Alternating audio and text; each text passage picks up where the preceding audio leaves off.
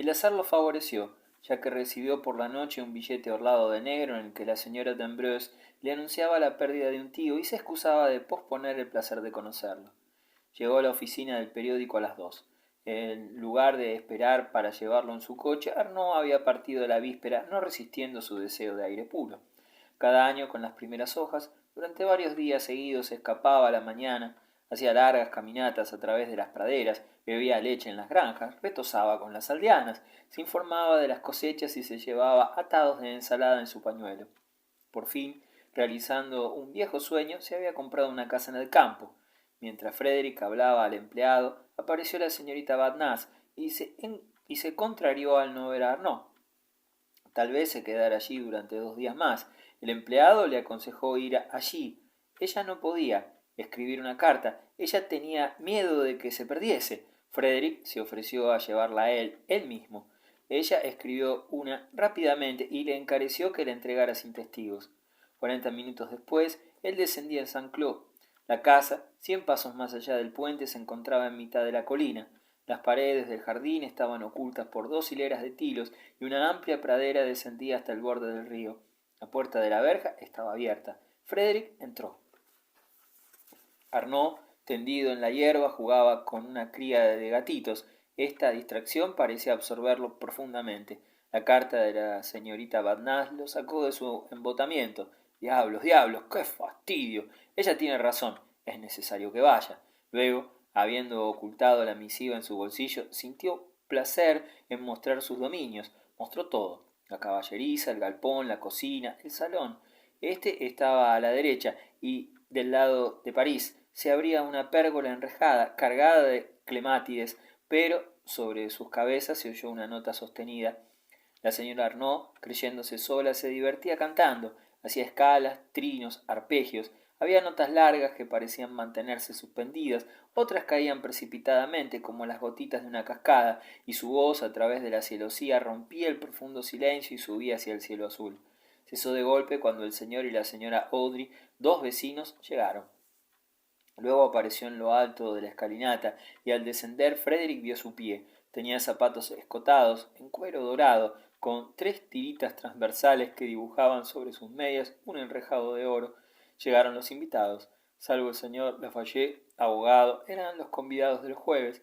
Cada uno había llevado algún regalo. Dittmer un echarpe sirio, Rosenwald un álbum de romanzas, Bourrier una acuarela, Sombaz su propia caricatura, y Pellerin una lámina en carbonilla que representaba una especie de danza macabra, odiosa fantasía de ejecución mediocre. Usonet se disculpó por no llevar regalo. Frederick esperó para ofrecer su regalo, después que los otros. Ella le agradeció mucho. Entonces él dijo: pero era casi una deuda, estuve tan contrariado. ¿De qué cosa?, respondió ella. No comprendo. A la mesa, dijo Arnaud, tomándolo del brazo. Luego deslizó en su oído: qué ingenuo es usted. Nada más agradable que aquel comedor, pintado de color verde agua. En uno de los extremos, una ninfa de piedra mojaba la punta de su pie en una fuente en forma de concha. Por las ventanas abiertas se veía todo el jardín, con la amplia pradera flanqueada por un pino de Escocia, despojado en sus 3/4 partes. Macizos de flores curvaban su superficie y desigualmente, y más allá del río, en amplio semicírculo, se extendía el bosque de Boulogne, Nil, Sèvres, Meudon. Delante de la verja, al frente, un bote a vela bordeaba las orillas. Al principio conversaron de la vista que se contemplaba desde allí, luego del paisaje en general. Las discusiones comenzaron cuando Arnaud dio a su sirviente la orden de enganchar la americana para las 9:30. Una carta de su cajero lo llamaba.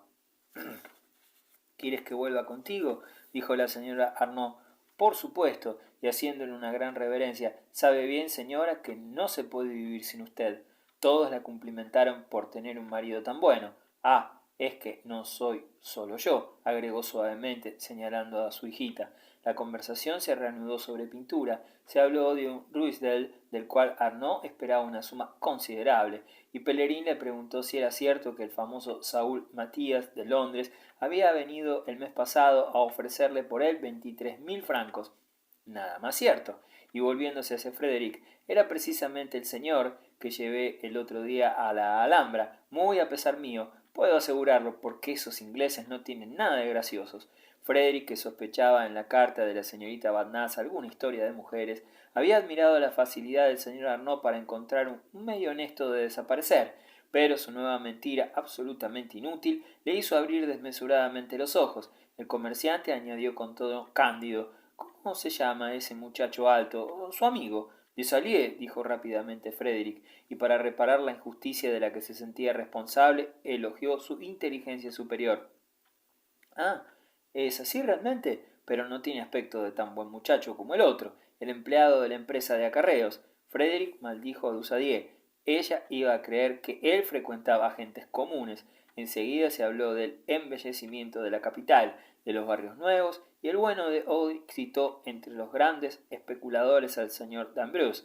Frederick, aprovechando la ocasión de destacar su valor, dijo que lo conocía, pero Pellerin se lanzó a una catilinaria contra los tenderos, vendedores de bujías o de plata. No veía la diferencia. Después, Roosevelt y Borrier departieron sobre porcelanas. Arnaud charlaba sobre jardinería con la señora de Audrey. Lustig, gracioso de la vieja escuela, se divertía en hacer bromas al esposo. Él lo llamaba Audrey, como al actor, y declaró que debía descender de Audrey, el pintor de perros, pues la protuberancia de los animales era visible sobre su frente. Hasta quiso tantearle el cráneo. El otro se defendía a causa de la peluca y la sobremesa terminó a las carcajadas. Una vez que tomaron el café bajo los tilos, fumaron y dieron varias vueltas por el jardín. Fueron a pasear a lo largo del río. El grupo se detuvo delante de un pescador que limpiaba anguilas en un kiosco de pescado. La señora Marthe quiso verlas. El pescador vació el cajón sobre la hierba y la niñita se puso de rodillas para atraparlas. Reía de placer, gritaba de miedo. Todas se escaparon. Arnaud las pagó. Enseguida tuvo la idea de hacer un paseo en bote. Un lado del horizonte había comenzado a palidecer, mientras que el otro, un intenso color naranja, se extendía en el cielo, más rojo en la cresta de las colinas, que se había vuelto completamente negras. La señora Arnaud estaba sentada en una gran piedra, con aquel resplandor de incendio tras ella. Los otros vagaban de un lado a otro. Busonet, abajo en la orilla, tiraba piedrecillas al agua. Arnaud volvió, seguido por una vieja chalupa, donde amontonó a sus invitados a pesar de las advertencias más prudentes. Zozobraba, hubo que desembarcar. Ya ardían las bujías en el salón, tapizado estilo persa, con candelabros de cristal contra las paredes. La señora Audrey se dormía tranquilamente en un sillón, y los otros escuchaban al señor Lafayette, que disertaba sobre las glorias del foro. La señora Arnaud permanecía sola cerca de la ventana. Frederick se acercó. Hablaron de lo que se decía. Ella admiraba a los oradores, él prefería la gloria de los escritores, pero se debía sentir, replicó ella, un goce mucho mayor emocionando a las multitudes directamente, uno mismo, viendo pasar a su alma todos los sentimientos de la propia. Estos triunfos no tentaban en absoluto a Frederick, que no tenía ambición. «Ah, ¿por qué?», dijo ella. «Es necesario tener un poco». Estaban uno junto al otro, de pie ante el alféizar de la ventana. La noche ante ellos se extendía como un inmenso velo oscuro, salpicado de plata. Era la primera vez que no hablaban de cosas insignificantes. Luego, llegó hasta a enterarse de sus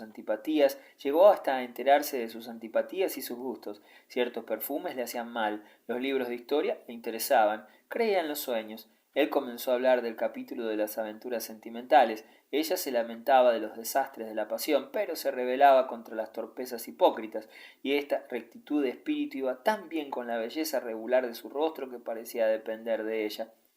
Algunas veces sonreía, deteniendo en él sus ojos un minuto, entonces sentía que sus miradas penetraban en su alma como esos grandes rayos de sol que descienden hasta el fondo del agua. La amaba sin segunda intención, sin esperar ser correspondido, absolutamente, y en esos mundos transportes, semejantes a impulsos de reconocimiento, hubiera querido cubrir su frente con una lluvia de besos.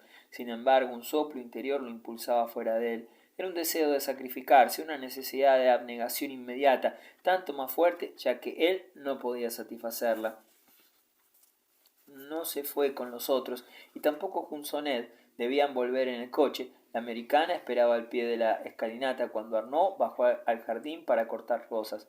Luego, una vez atado el ramo con un hilo, como los tallos sobresalían desigualmente, hurgó en su bolsillo, lleno de papeles. tomó uno al azar, las envolvió, consolidó su obra con un gran alfiler y lo ofreció a su mujer con cierta emoción.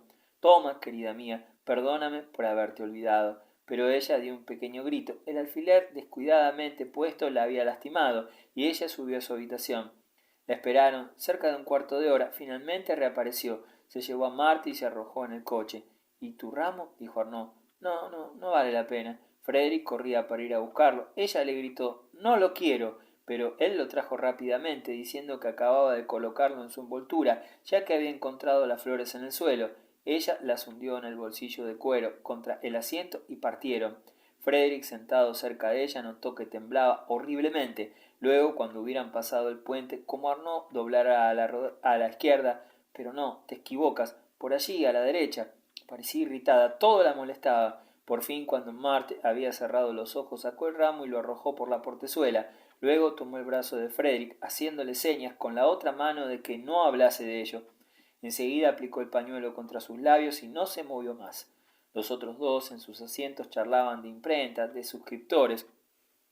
Arnaud, que conducía sin atención, se perdió en medio del bosque de Boulogne. Entonces se introdujo por pequeños senderos. El caballo iba al paso, las ramas de los árboles rozaban la capota. Frederick no veía de la señora Arnaud más que sus ojos en la sombra. Marthe se había acostado sobre ella y él le sostenía la cabeza. Lo cansa, dijo su madre. Respondió: no, oh no. Lentos torbellinos de polvo se levantaban, atravesaban Auteuil. Todas las casas estaban cerradas, aquí y allá iluminaba el ángulo de un muro. Luego volvían a entrar en las tinieblas. Una vez se dio cuenta de que ella lloraba. Era un remordimiento, un deseo. ¿Qué era? Esa pena que no conocía le interesaba como una cosa personal. Ahora había entre ellos un lazo nuevo, una especie de complicidad, y le dijo con la voz más acariciadora que pudo: ¿sufre usted? Sí, un poco, respondió ella. El coche rodaba y las madreselvas y las celindas desbordaban los cercos de los jardines, esparciendo en la noche oleadas de perfumes enervantes. Los numerosos pliegues de su vestido cubrían sus pies.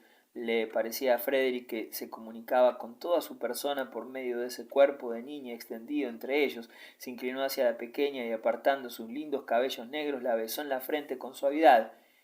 «Es usted bueno», dijo la señora Arnaud. «¿Por qué? ¿Porque le gustan los niños?» «No todos». No añadió nada más, pero extendió la mano izquierda hacia su lado y la dejó completamente abierta, imaginándose que ella iba a ser como él y encontraría la suya. Luego sintió vergüenza y la retiró.